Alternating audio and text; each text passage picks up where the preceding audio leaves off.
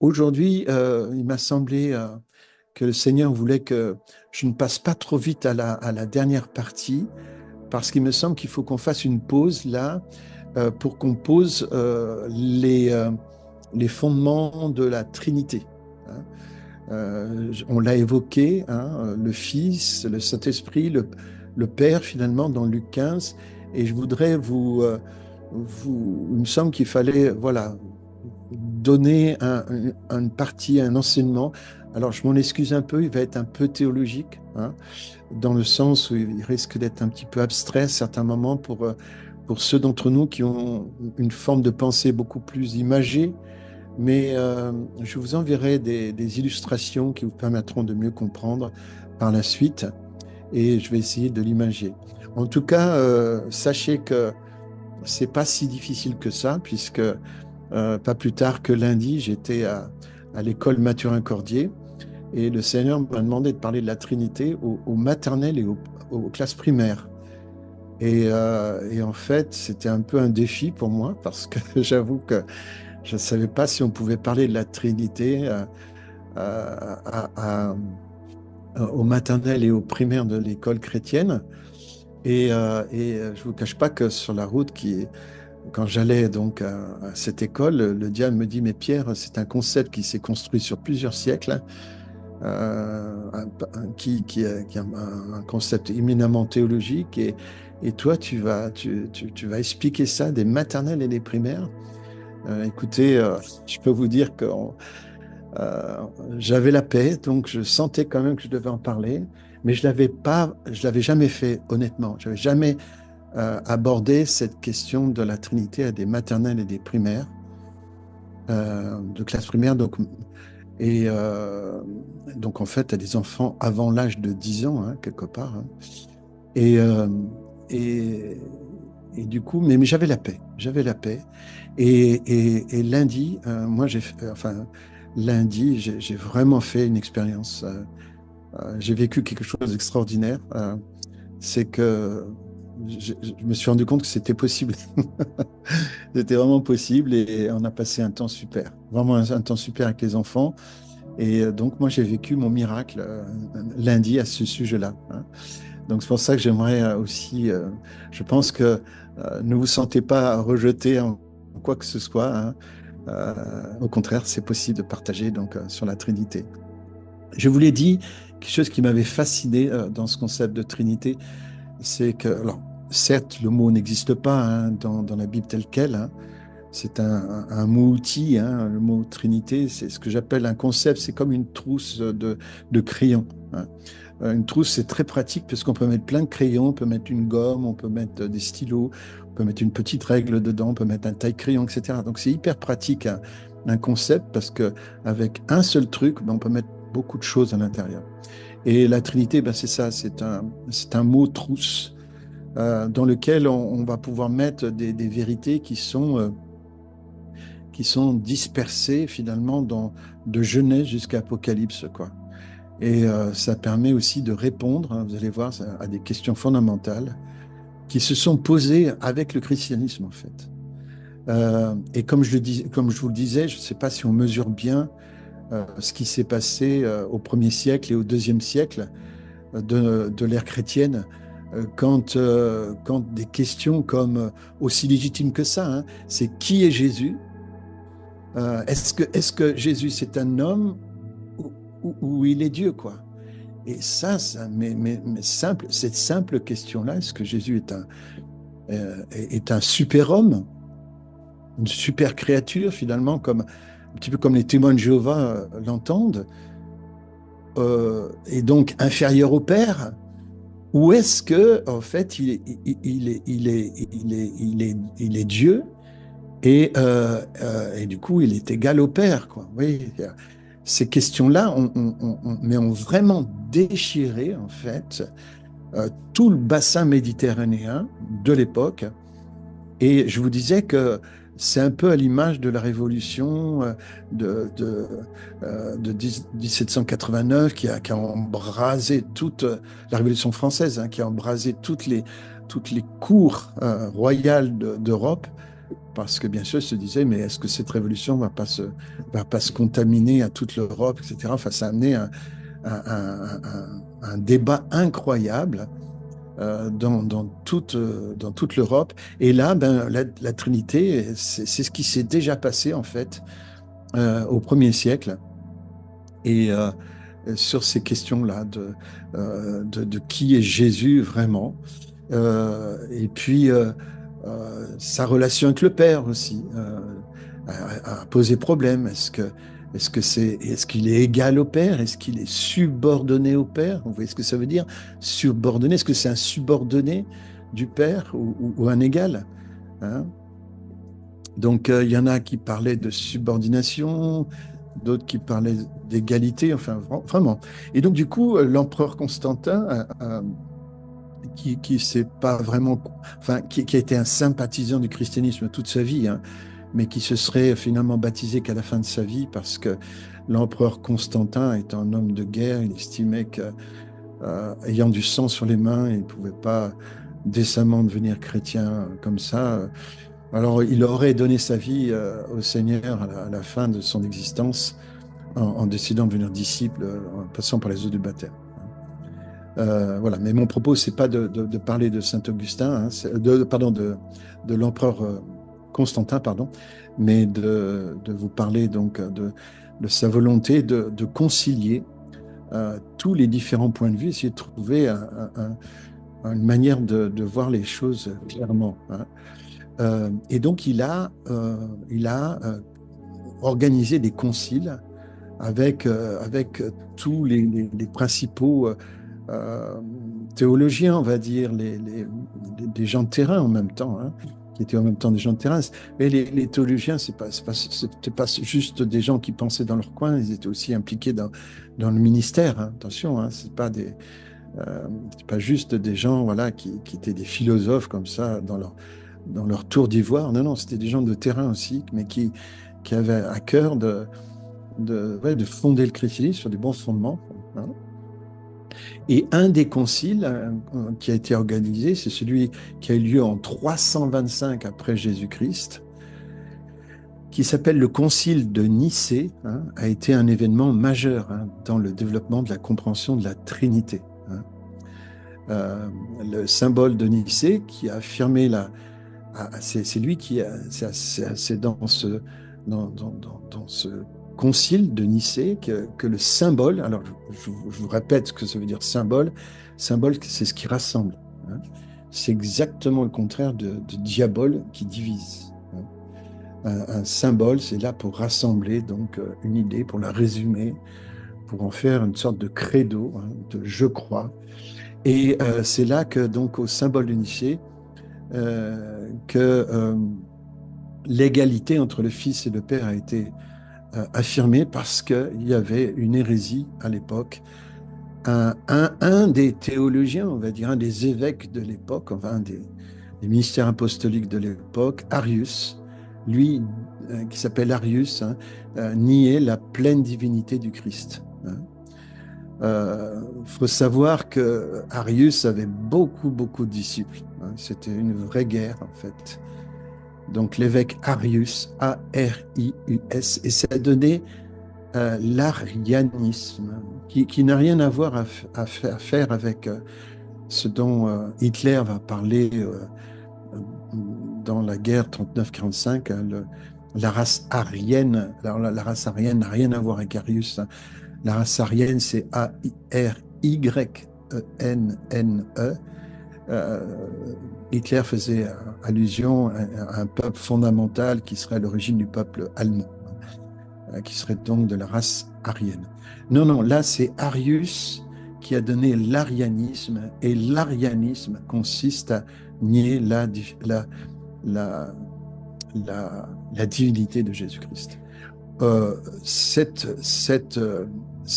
Malgré les conciles, cette hérésie n'a jamais cessé d'exister, ce qu'il faut le savoir. Hein. C'est-à-dire que pendant l'histoire de l'Église, eh bien, il y a eu constamment des disciples d'Arius, notamment les témoins de Jéhovah aujourd'hui, hein, en sont les successeurs, hein, les dignes successeurs, hein, de la, l'hérésie d'Arius. Hein.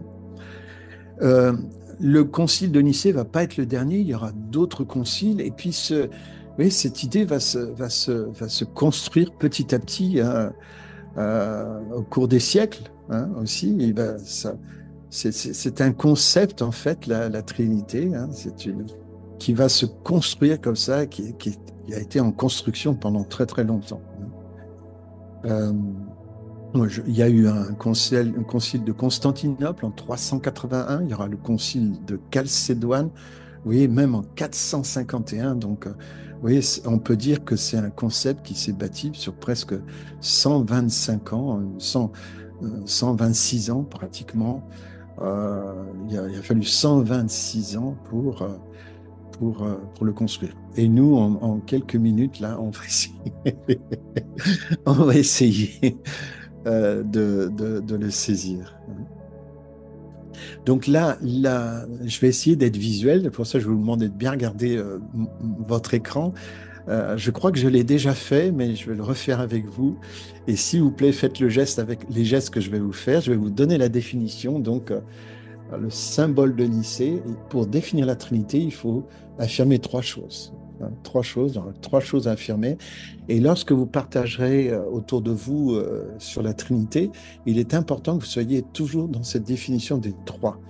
S'il manque quelque chose à la définition, eh bien, quelque part, vous,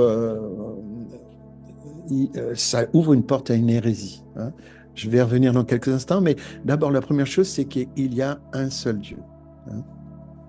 Écoute Israël, euh, notre Seigneur est un seul. Écoute Israël, notre Seigneur est un seul Dieu.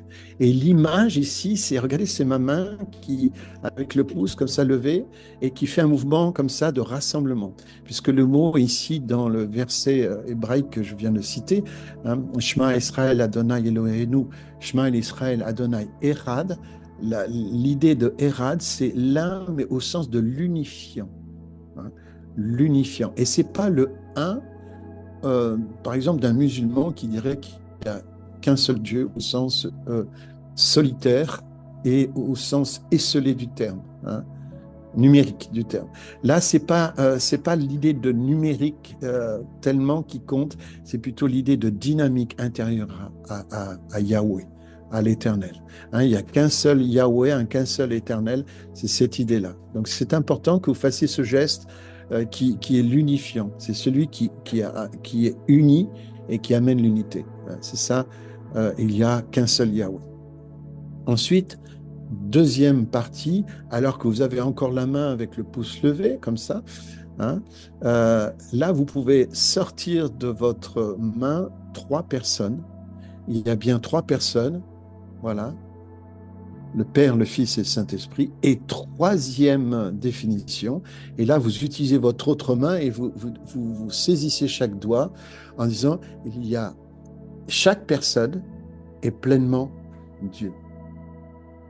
Donc, si je résume, il n'y a qu'un seul Dieu, trois personnes, et chaque personne est pleinement Dieu. Voilà. Et donc, en faisant cela, visuellement, ça vous aide à mémoriser la définition de la Trinité, et ça peut vous permettre à l'expliquer même à un enfant de maternelle. On le refait ensemble. Hein. Il n'y a qu'un seul Dieu, trois personnes, et chaque personne est pleinement Dieu. Voilà. Donc ça, c'est le concile de Nicée. Et en même temps, avec cette définition, le concile de Nicée va poser une affirmation très importante et qui est très importante pour notre foi, c'est que Jésus est pleinement homme et pleinement Dieu. En théologie, on appelle ça qu'il y a une union hypostatique en Christ. Parce que hypostase en grec, ça veut dire une personne en fait. Donc il y a une union de deux personnes en Christ. Christ est pleinement homme. Il peut avoir sommeil, il peut avoir faim, il peut pleurer. comme on le voit dans les Écritures. Il peut se fâcher aussi, comme on le voit aussi dans les Écritures. Il peut, euh, il peut être fatigué aussi. Donc ça, c'est Jésus pleinement homme. Il peut avoir soif, comme il le dira sur la croix. Une des 7 paroles de Jésus sur la croix, c'est j'ai soif. Et puis, il est aussi pleinement Dieu, hein, capable de commander aux éléments, de ressusciter les morts, etc. Il est pleinement Dieu, hein, de connaître les choses par avance, de connaître, de prophétiser des événements avec une grande précision, euh, d'être créateur. Voilà, ça c'est la divinité de Jésus, le fait de pouvoir faire marcher quelqu'un sur l'eau. Enfin, bref, il y a plein de passages qu'on pourrait prendre pour montrer aussi sa divinité, hein. Souvent, ce qui se passe, et le diable est très doué là-dessus, c'est que euh, à l'époque des premiers siècles de l'Église, bien sûr, il y a des gens qui avaient vu l'humanité de Jésus. Et cette humanité leur parlait beaucoup, comme elle nous parle à nous aussi, cette humanité, parce que Jésus étant homme, il peut compatir à notre humanité, et c'est beau de voir le Jésus homme.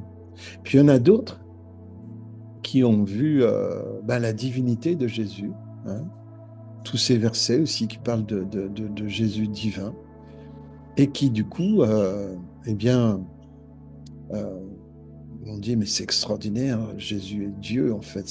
C'est le nom qui nous a été donné sur la terre par lequel nous pouvons être sauvés. Enfin, voilà. Et donc, vous voyez, et le diable est très, très fort dans ces cas-là de siffler le début du match et en demandant finalement à ceux qui ont une partie de la vérité de faire la guerre à ceux qui ont une deuxième partie, l'autre partie, en gros. Et donc, en disant Jésus est pleinement homme et pleinement Dieu, ben, du coup, on réconcilie, on fait un symbole, et donc on réconcilie des personnes qui finalement avaient vu qu'une partie de la vérité chacun, mais qui faisaient la guerre stérilement sur une partie de la vérité seulement, quoi, hein. Vous savez, c'est un peu comme ces 4 aveugles, vous savez, qui sont autour d'un éléphant. Il y en a un qui dit, ah mais non, moi j'ai un serpent là. Je tiens un serpent parce qu'il tient la trompe. Puis il y en a un autre qui dit, ah non, non, moi c'est un arbre ça, parce qu'il embrasse le pied euh, de, de l'éléphant. Puis il y en a un autre qui dit, ah mais non, mais ça c'est un palmier, parce qu'en fait il touche la feuille euh, la, la, la, la- l'oreille de l'éléphant, et puis celui qui touche la queue, il dit, mais non, mais ça c'est en fait c'est une balayette qu'on tient là. Donc chacun a utilisé finalement une partie de la vérité, était convaincu de sa vérité, mais du coup n'avait pas la vision globale. Et le but de ces conciles, c'est de donner une vision globale. Aujourd'hui, je pense qu'on a une vision globale de ce qu'est la Trinité. Et je vous enverrai des illustrations qui parlent, hein. Il y a eu des très belles illustrations qui ont été faites avec un triangle montrant voilà, qui est Dieu. Euh, je vous l'ai dit tout à l'heure, au-delà du concile de Nicée, hein, euh, qui intervient à la fin pratiquement de la vie d'Arius, hein, le fameux négateur, là, le rebelle qui a continué à ne pas accepter la divinité de Jésus, hein. Il y a eu donc, on a continué à nier cette divinité en affirmant que Jésus n'est qu'un homme, en fait, certes magnifique, mais qui est subordonné à Dieu. Et du coup, ça va donner ce que l'on appelle cette négation du fait que Jésus soit Dieu. Ça va donner ce qu'on appelle le subordinationnisme. Alors, excusez-moi, c'est un gros mot, mais en fait, il est très simple, en fait. Dans subordinationnisme, pourquoi on dit subordinationnisme? Qu'est-ce que c'est? Ben, c'est le fait de dire que du moment que Jésus n'est pas égal à Dieu et n'est pas Dieu, mais qu'il est un grand homme, une créature de Dieu finalement, il ne peut être que subordonné à Dieu. Et ça, c'est son être profond. C'est ce qu'on appelle le subordinationnisme. Et figurez-vous que dans les siècles qui vont venir, cette hérésie arienne va se développer. Et puis, un certain Mahomet va rencontrer et des chrétiens et des juifs et des disciples d'Arius. Et visiblement, eh bien, Mahomet va être très influencé par les disciples d'Arius, puisque finalement, même si le Coran parle de Jésus, Jésus n'est qu'un prophète, un grand homme en fait, dans le Coran, mais le Coran ne le reçoit pas, bien sûr, comme égal à Dieu, comme fils de Dieu, parce que je vous rappelle que fils de Dieu dans la Bible, ça veut dire égal à Dieu, hein, dans le Nouveau Testament. Ça ne parle pas de subordination, mais ça parle d'égalité, hein, d'égalité, hein. D'ailleurs, c'est pour cette raison que quand Jésus s'est déclaré fils de Dieu, eh bien, ils ont voulu le tuer parce qu'il se faisait égal à Dieu par cette expression-là. J'en ai parlé dans un enseignement précédent, je n'y reviens pas. Et donc, vous voyez, c'est sur ce fumier, on va dire comme ça, hein, de ces hérésies chrétiennes, que finalement, l'islam a vu le jour. L'islam est finalement construit, a poussé sur tout ce que le christianisme a rejeté. Et donc, c'est un peu comme un compost. Tout le compostage du christianisme a créé le terreau nécessaire pour que toutes les hérésies futures, hein, et la première, bon, donc l'islam, puisse se construire en parlant de subordinationnisme et en montrant qu'en fait, c'est tellement fort que même l'islam lui-même, le mot islam, qui veut dire soumis, pourrait aussi avoir comme synonyme subordinationnisme. En fait, l'islamisme, c'est un subordinationnisme où il faut subordonner tout le monde à l'idée de Dieu, quoi. Allah est là, et alors lui, il est un numériquement, et tout doit être subordonné à Allah. Euh, et du coup, ça amène, ce subordinationnisme, une conception des relations humaines qui est toujours verticale, du supérieur vers l'inférieur, tout le temps. C'est ça le problème, vous voyez, de ce que nous croyons. Tout ce que nous croyons, c'est pour cette raison que c'est important que ça devienne clair à nos yeux, tout ce que nous croyons aura des conséquences sociales. Tout ce que nous croyons aura des conséquences dans nos relations, dans la manière dont nous voyons l'autorité. Et dans quelques instants, vous verrez, je vous dirai combien ce concept de la Trinité, moi, m'a libéré de mon anarchisme, de ma rébellion. Moi, je suis, comme beaucoup d'entre vous, fils de Français, hein. Je suis un héritier de la France révolutionnaire, avec dans mon ADN de Français la révolte, la révolution, la querelle. Et c'est en étudiant la Trinité que, que j'ai été guéri, en fait, de, de ce côté révolutionnaire, rebelle, euh, franchouillard, français, qui fait partie de notre identité. Mais je vais y revenir. Ce que je veux dire par là, c'est que tout ce que nous croyons va avoir des conséquences, a toujours des conséquences. Si, vous voyez, si vous ne voyez Jésus que comme un subordonné du Père, eh bien, du coup, ça va colorer toutes vos relations sociales. Et du coup, vous estimerez que si vous êtes dans l'exercice de votre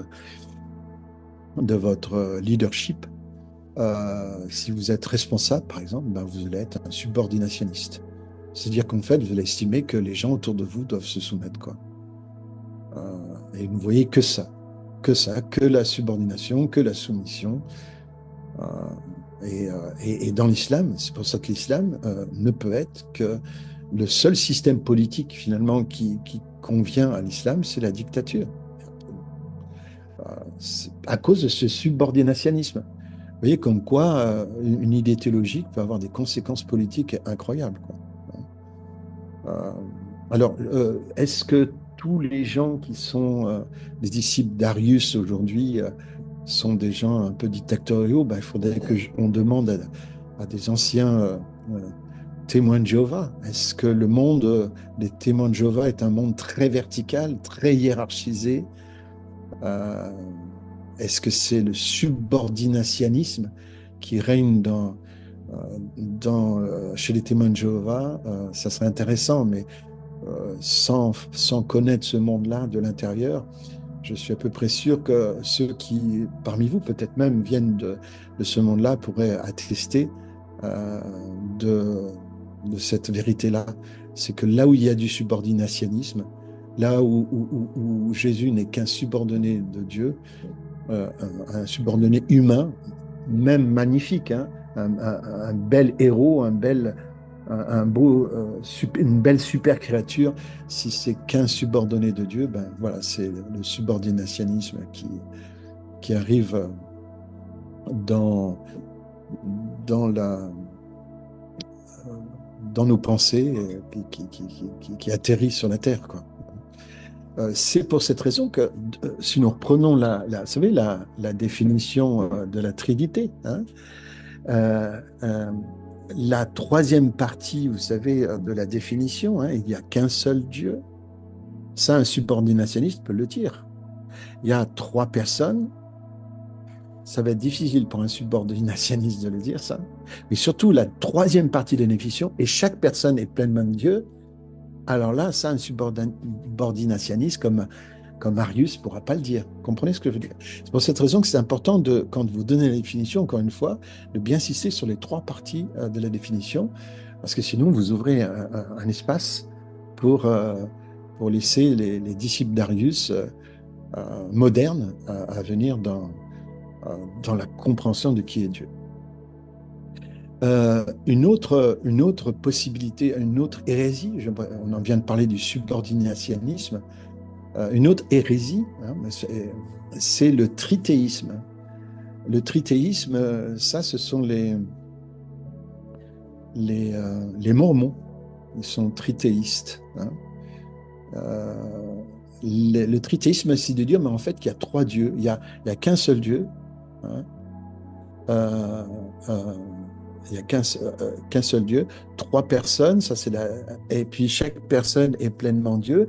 Ça, le trithéisme va affirmer la troisième, mais ne va pas du tout affirmer les deux premières. Ouais. C'est ça le problème, c'est que si de la Trinité, on ne retient que la troisième définition, ben, chaque personne est pleinement Dieu, paf, ça y est, on s'arrête et on atterrit sur le trithéisme. Et du coup, le trithéisme, ben, c'est du polythéisme. Est-ce qu'on est polythéiste, nous les chrétiens, parce qu'il y a trois dieux dans la Trinité? Ben non, en aucun cas, vous comprenez? Si on insiste que sur le fait que Jésus est Dieu, le Saint-Esprit est Dieu et le Père est Dieu, et qu'on s'arrête là, eh bien en fait, on donne une définition trithéiste, mais pas trinitaire.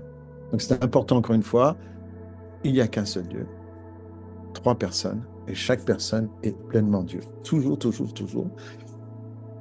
Et puis, si par exemple on prend la première et la deuxième définition, il n'y a qu'un seul Dieu, trois personnes, et qu'on s'arrête là, on peut aussi tomber dans une troisième forme d'hérésie que je vais appeler le modalisme.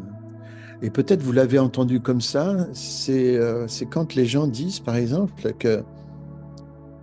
que Dieu, en fait, peut être tantôt le Père, tantôt le Fils, tantôt le Saint-Esprit, en fonction finalement des besoins qu'il a de se manifester.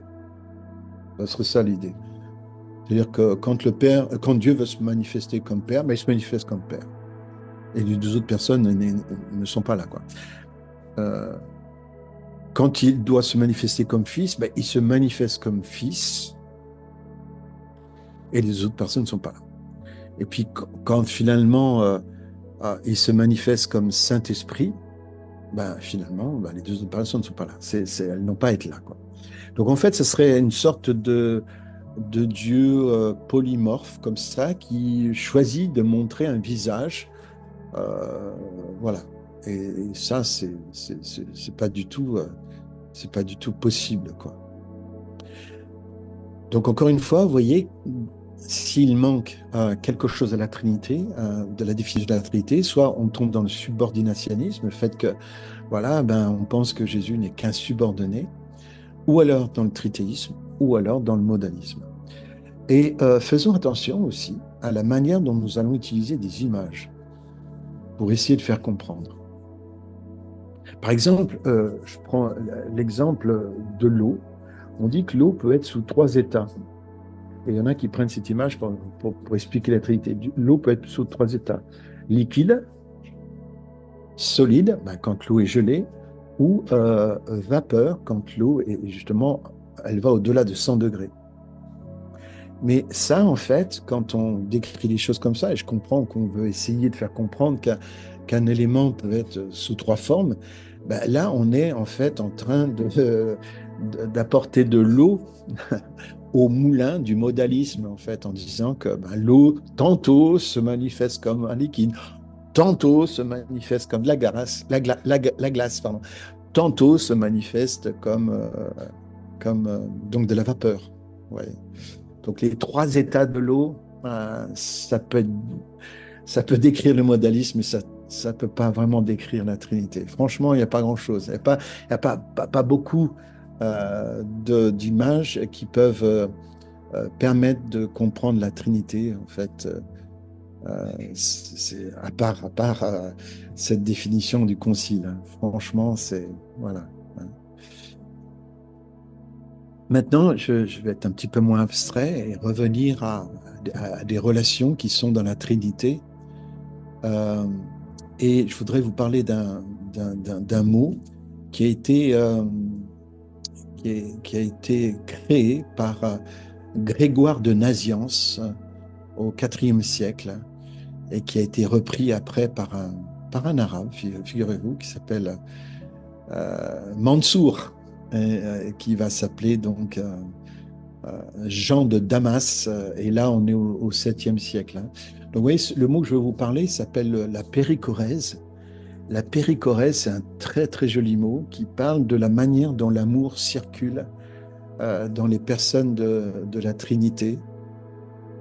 Et le mot péricorèse donc, est formé du mot péri, hein, qu'on trouve dans périple, l'idée de voyager en cercle. Hein, comme ça, de revenir à son point de départ, en fait. C'est ça l'idée de péri, hein, un péri, un périmètre, hein, un périple, quand on voyage, un périmètre en mathématiques, hein, qui fait le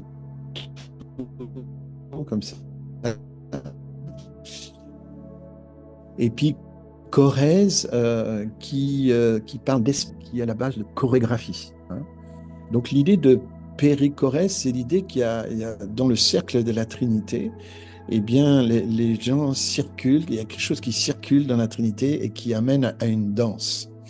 Et quelle est cette danse? Comment cette danse, cette chorégraphie de la Trinité, de l'amour, en fait, circule dans la Trinité? Ben, tout simplement parce que euh, chaque personne de la Trinité va faire de la place à l'autre, cherche à faire de la place, à laisser un espace à l'autre.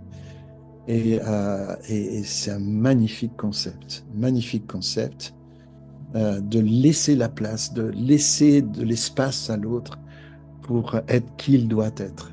Et du coup, ben ça fait un mouvement d'invitation où on s'efface devant l'autre et imaginer trois personnes qui s'effacent successivement, ben ça crée une danse.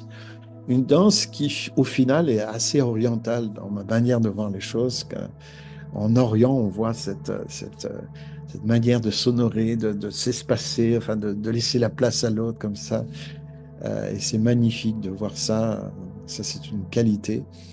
Et cette danse de la péricorèse, cette danse intra-trinitaire, hein, qui parle de la circulation de l'amour, eh bien, on le retrouve dans un verset de Romains 12, 10. Je vous invite à noter cette référence, vous retournerez voir. Et dans une traduction, je ne me souviens plus laquelle, je crois que c'est le semeur ou second, je ne me rappelle plus. J'aime beaucoup l'expression qui est utilisée, c'est estimer d'amour.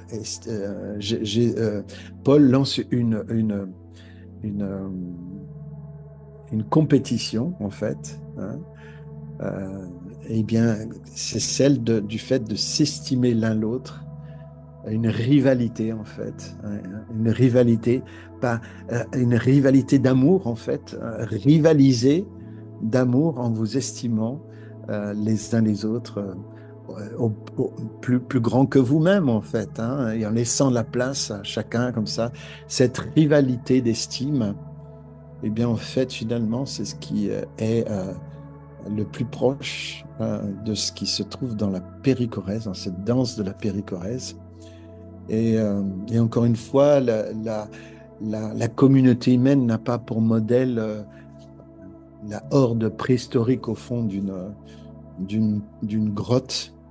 La, la communauté humaine, la communauté des enfants de Dieu, hein, elle a pour modèle la Trinité. Et dans ce cercle, en fait, dans cette danse de la périchorèse, dans cette danse de la rivalité d'estime, et dans cette rivalité d'estime, eh ben, on voit bien qu'il y a une intersoumission, etc. Il y a de l'amour qui circule, ça c'est absolument magnifique, hein, c'est absolument magnifique. Ce que je voudrais aussi préciser, c'est que le, le, le cercle n'est pas fermé. Et ça, on le voit bien dans une icône magnifique qui a été créée qui s'appelle l'icône de la Trinité de Roublev. Je vous l'enverrai, hein, je vous l'enverrai comme illustration. Cette icône de la Trinité qui a été peinte sur un panneau de bois en Russie, à une période de réveil spirituel, vraiment de réveil spirituel. Le gars qui a peint cette Trinité, on voit les trois anges vous savez, qui viennent rencontrer Abraham. Et Abraham se prosterne en disant Seigneur au singulier. Hein. Eh bien, ces trois anges-là sont représentés sur ce grand panneau de bois qui est fait de trois planches. Et, euh, c'est magnifique de voir que ces trois anges, en fait, à eux trois, forment une coupe. Hein, ils forment une coupe. Et surtout que ces trois anges, en fait, ne forment pas un cercle fermé. La Trinité n'est pas une secte, c'est un cercle ouvert. Il est ouvert sur l'autre, il est ouvert sur nous, il est ouvert sur l'humanité. Et cette danse, en fait, eh bien, elle est possible parce que les deux de la Trinité ont envoyé le troisième, le représenter sur la terre, les représenter sur la terre. Et en mourant sur la croix, eh bien, Jésus a montré qui était cette Trinité. Et en mourant sur la croix, il a réouvert le cercle que le péché avait fermé. Et du coup, nous aussi, nous sommes invités dans la danse de la Trinité. J'entends pas votre enthousiasme.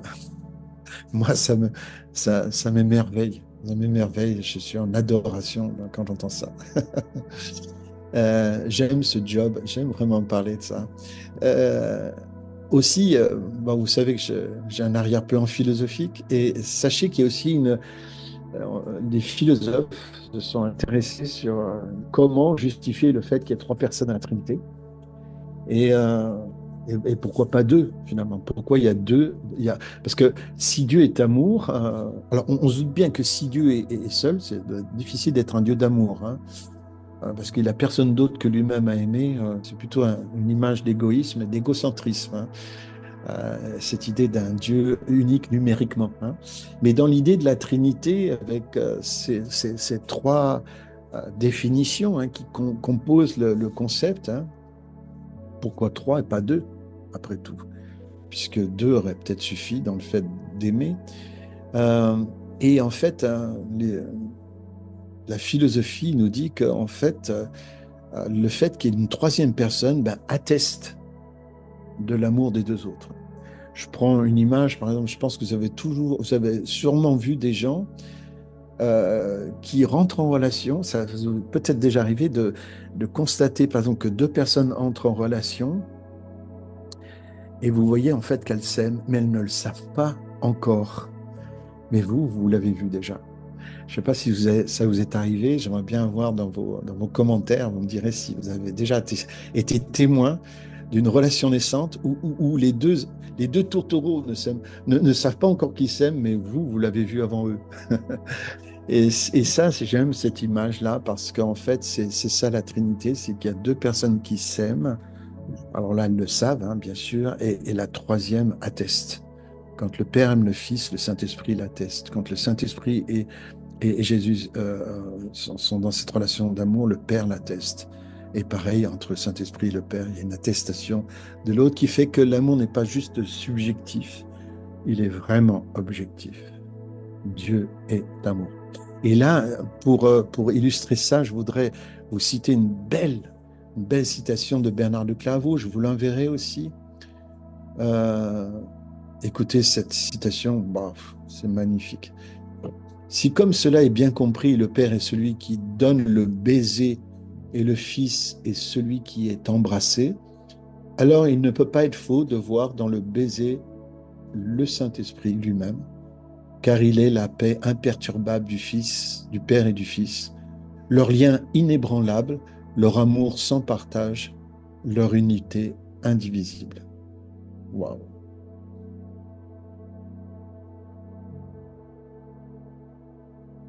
Je avance encore. Euh, donc, dans la Trinité, il y a cette intersoumission, mais il y a aussi quelque chose qui est à prendre en considération, et c'est là où moi, ma rébellion a pris fin, en méditant sur ces deux vérités que je voudrais vous laisser dans cette fin de session. Euh, c'est que entre les trois personnes de la Trinité, il y a effectivement une égalité essentielle. On a Dieu le Père, Dieu le Fils et Dieu le Saint-Esprit. C'est-à-dire qu'à aucun moment dans la Trinité, il y a quelqu'un qui est plus Dieu que l'autre. Que ce soit bien clair. Le Père est Dieu, le Fils est Dieu et le Saint-Esprit est Dieu. Donc il y a bien une égalité essentielle. Alors j'appelle cette égalité essentielle, certains l'appellent l'égalité ontologique, mais pour des raisons donc de pratique, je vais donc l'appeler égalité essentielle. Par essence, le Père, le Fils et le Saint-Esprit sont absolument égaux dans la divinité.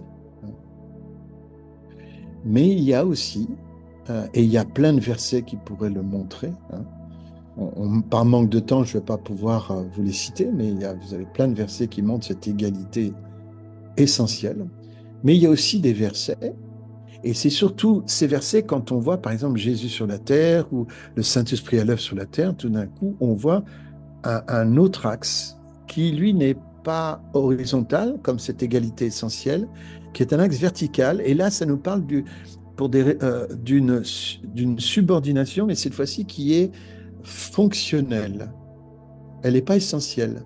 Elle est juste fonctionnelle, ces subordinations. Autrement dit, par exemple, quand Jésus vient sur la terre, il vient pour représenter le Père, pour montrer qui est le Père, mais Jésus n'est pas le Père, on est d'accord. Jésus et le Père sont différents.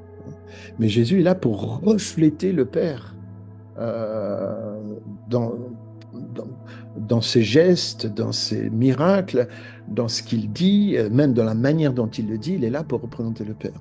Et là, on voit Jésus, donc, sur la terre, prier son Père, être soumis à son Père, mais cette soumission, en fait, elle est fonctionnelle. Elle n'est pas parce que Jésus est inférieur au Père, elle est là parce qu'en fait, il y a une mission. Et la soumission, en fait, c'est d'être sous la mission de quelqu'un. Mais on n'est pas sous la mission de quelqu'un parce qu'on est inférieur à cette personne. On est sous la mission de quelqu'un parce que ce quelqu'un m'envoie, alors que de manière essentielle, je suis égal à cette personne. Vous voyez, il y a la Trinité, ce qu'elle est, elle est égale. Ce qu'elle fait, eh bien, elle fait les choses dans la soumission. Mais dans ce qu'elle est, il y a une égalité essentielle, c'est l'axe horizontal. Mais dans ce qu'elle fait, ben, la Trinité instaure une manière d'être qui est d'être sous la mission de quelqu'un d'autre. Quand Jésus était sur terre, Jésus était sous la mission du Père et du Saint-Esprit.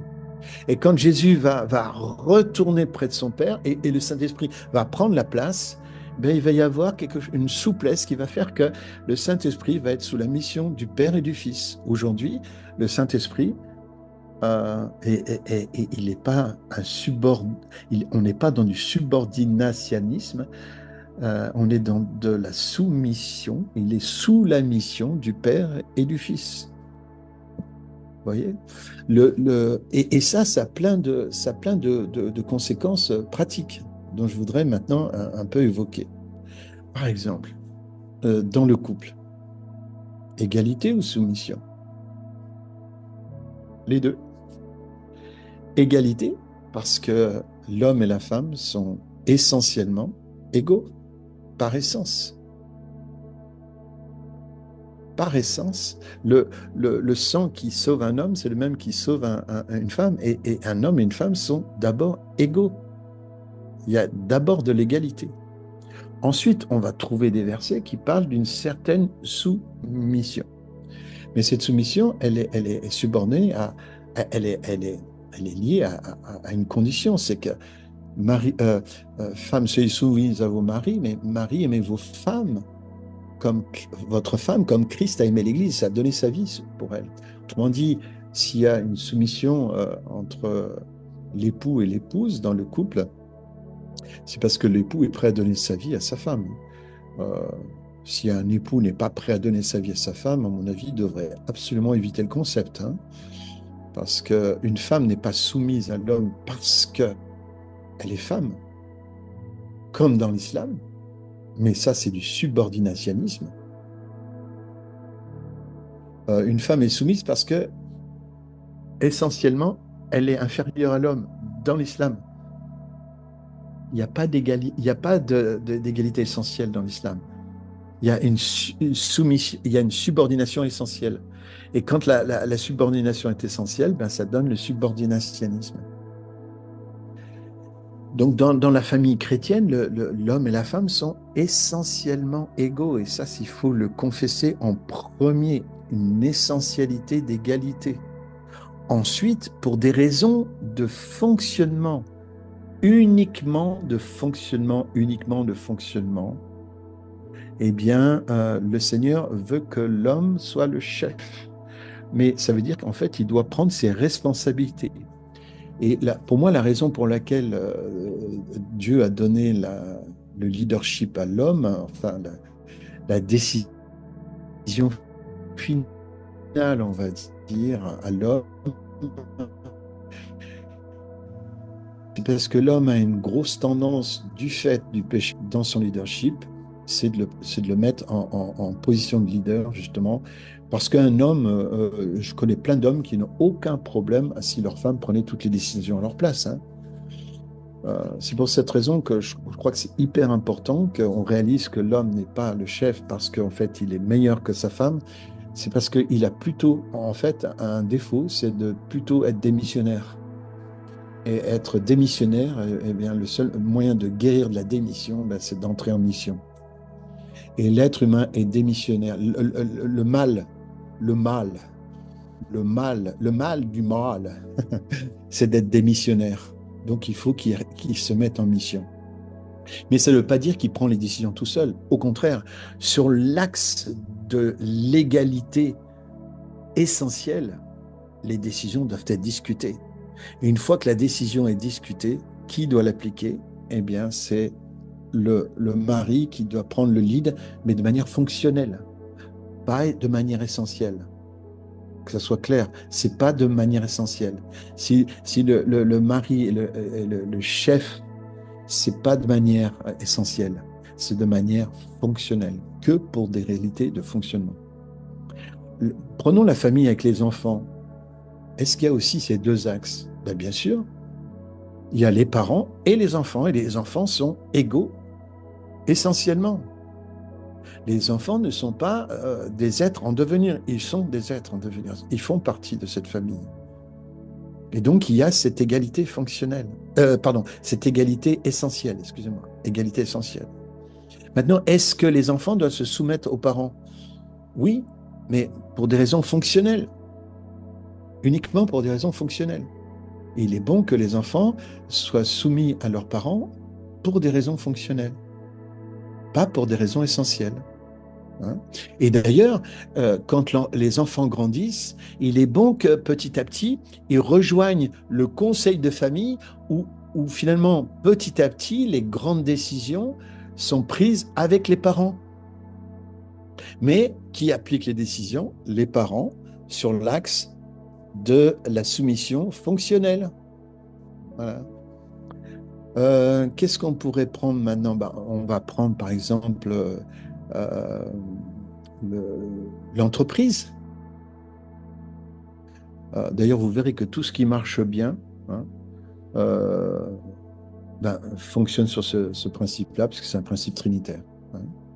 L'entreprise, ben, est-ce qu'il y a une égalité entre le patron et ses ouvriers? Il y a une égalité, effectivement, qui est essentielle.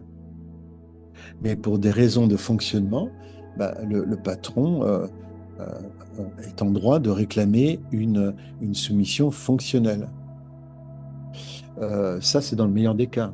Malheureusement, il y a des patrons euh, qui, finalement, réclament une soumission essentielle. Et là, ça ne marche pas dans ces cas-là. Et là, les ouvriers se révoltent dans ces cas-là. Et normalement, un bon management, c'est ce qu'on appelle un management participatif. Quand j'étais chef de service, moi, j'avais instauré ce système avec mes... Donc, on servait, en fait, hein, on amenait vers l'emploi 70 salariés, mais j'étais chef de service de 12 personnes. Et ces 12 personnes, en fait, euh, je me considérais, et je leur ai dit, parfaitement égaux avec eux, hein. J'ai établi cette égalité essentielle avec eux. D'ailleurs, quand je suis arrivé, au début, je faisais un remplacement d'une personne qui était arrivée dans la dépression, hein. La chef de service précédente était en dépression. Je lui ai dit, écoutez, est-ce que vous me recevez comme chef de service? Et d'ailleurs, la direction n'a pas aimé que je fasse comme ça, mais on dit, mais qu'est-ce qui se serait passé si ils avaient dit, ben, on ne vous reçoit pas comme chef? Ben, je dis, je ne serais pas devenu chef de service. L'autorité, c'est pas quelque chose qui se décrète, c'est quelque chose qui se reçoit. Waouh, ils étaient choqués, quoi. Mais du coup, moi, je voulais pas juste décréter mon autorité. Vous voyez ce que je veux dire? Je voulais pas la décréter de manière verticale. Je voulais savoir s'ils me recevaient et s'ils me donnaient finalement le mandat d'exercer une autorité fonctionnelle sur eux. Vous comprenez? Donc, j'ai d'abord négocié ça avec eux. J'ai dit, moi, je me sens parfaitement égaux avec vous. Je peux même apprendre des choses de vous. Je voudrais juste savoir si, est-ce que vous acceptez que je devienne chef de service parce qu'on va me poser la question. Mais moi, je dirais oui à la direction au-dessus de moi si vous me donnez votre mandat. Et ils m'ont tous donné le mandat parce que précisément, je leur posais la question. Et ensuite, quand j'ai eu le mandat, eh bien, j'ai exercé une j'ai obtenu d'eux une soumission fonctionnelle. Et de temps en temps, je revenais dans chaque réunion, une fois par semaine, hein, dans une réunion de fonctionnement. C'est moi qui la dirigeais, cette réunion de fonctionnement, certes, mais pendant cette réunion de fonctionnement, tout le monde avait le droit de participer à la discussion sur le fonctionnement de l'entreprise. Et à la fin, si par exemple il y avait un désaccord, je reprenais le lead, je disais, OK, je tranche de cette manière-là, mais j'avais entendu tout le monde. Voilà. Euh, et je voudrais, oh là là, c'est l'heure, je voudrais terminer par une citation euh, que je trouve absolument incroyable. Alors, je m'excuse auprès de Rémi, ça sera encore une vérité en tension. Rémi n'aime pas trop les vérités en tension. C'est une vérité en tension, et Si, si, voilà. si. Je suis réconcilié avec les vérités en tension. Ah, super. Ça m'a délivré, en fait, hein. Je t'aime. Voilà, je vais vous livrer une définition de l'Église qui est... Non, c'est moi qui t'aime, Pierre. Ah non, c'est moi, plus que toi. Hein. Je pense pas, mais bon. Rivalité des... Je peux bien me soumettre à la conception des choses. Rivalité d'estime. Écoutez bien ça, je vous l'enverrai aussi parce que moi, ça m'a foudroyé, quoi. Elle m'a foudroyé. C'est que l'Église, le corps de Christ, n'est pas une démocratie. car nous avons tous un roi des rois et un seigneur des seigneurs. Mais elle n'est pas non plus une dictature ou une théocratie, car nous sommes tous frères et sœurs. Vous voyez, c'est ça. C'est-à-dire qu'en fait, nous sommes tous frères et sœurs. Ça, c'est l'axe de l'égalité essentielle. Que vous soyez un ministère apostolique ou que vous veniez d'entrer il y a une seconde dans le royaume de Dieu, c'est le même sang qui vous a sauvé et qui a fait de vous des enfants du Père. Égalité essentielle. Mais pour des raisons de fonctionnement, Dieu a donné au corps du Christ des apôtres, des prophètes, des évangélistes, des pasteurs et des docteurs. Et des gens aussi qui ont une mesure d'autorité pour nous conduire. Eh bien, ça amène aussi, et ça c'est le roi des rois qui nous donne cela, une soumission fonctionnelle, pour des raisons fonctionnelles, pas pour des raisons essentielles, pour des questions de fonctionnement. Nous sommes soumis aussi à des personnes qui nous envoient. Nous sommes sous la mission de quelqu'un. Et vous voyez, ça, c'est ce qui m'a guéri profondément. Parce qu'au fond, ma rébellion, elle venait de quoi? Elle venait d'un mensonge par lequel je croyais qu'il fallait se soumettre pour des raisons essentielles. Parce que des gens se prétendaient être meilleurs que moi. C'est comme ça que je voyais les choses. Mais aujourd'hui, je suis tellement heureux de me soumettre, d'être sous la mission de quelqu'un. Et quand je suis invité quelque part, j'aime trouver je cherche là où les personnes à qui je peux me soumettre. Et puis quand je trouve pas dans un groupe, par exemple, là où les personnes à qui me soumettre, eh bien en fait, je pratique l'inter-soumission. On se soumet les uns aux autres, finalement. Et à minima d'autorité quelque part, c'est bon de se soumettre les uns aux autres, tout simplement. En attendant que Dieu dégage une personne qui ne sera pas meilleure que nous. C'est pas ça. Hein, encore une fois, c'est pas une question de dignité ou d'essence. C'est une question de fonction. Voilà. Alors, puisse cet enseignement vous guérir comme de cet esprit révolutionnaire français, vous réconcilier avec pleinement en vous-même, avec des personnes qui se prennent pas le chou, vous voyez, qui se croient pas supérieurs à vous pour des raisons de subordinationnisme, mais qui sont juste là, donnés par Dieu, par grâce, pour nous conduire. Hein. Voilà, que le Seigneur vous bénisse. Je vous aime dans cette rivalité d'amour, dans cette périchorèse qui a commencé dans la Trinité et dont Dieu a ouvert le cercle pour que nous venions danser.